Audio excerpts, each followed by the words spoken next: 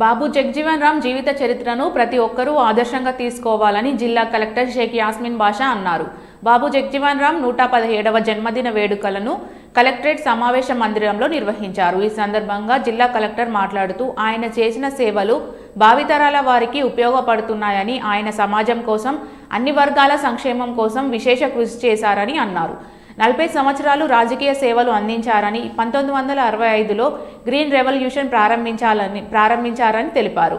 1971లో India Pakistan యుద్ధ సమయంలో ఆయన రక్షణ మంత్రిగా పనిచేశారని తెలిపారు. భారత రాజ్యాంగ నిర్మాణంలో ముఖ్య పాత్రను పోషించారని, అస్పృశ్యత నివారణకై పోరాటం చేశారని తెలిపారు. నిజమైన అర్హత కలిగిన వారికి సహకారం అందించాలని అన్నారు. ఈ కార్యక్రమంలో అదనపు కలెక్టర్లు దివాకర, పి రాంబాబు, అదనపు ఎస్పీ వినోద్ కుమార్, జిల్లా ఎస్సీ సంక్షేమాధికారి రాజ్ కుమార్ పాల్గొన్నారు.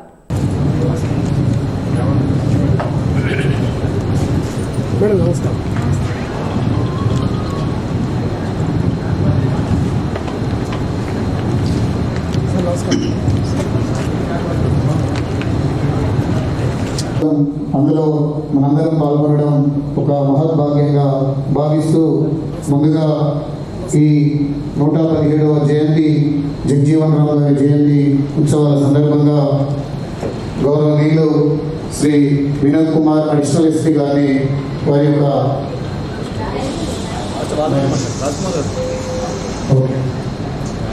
అసలు ఏమి లెక్క కాదు అని నా ఉద్దేశం.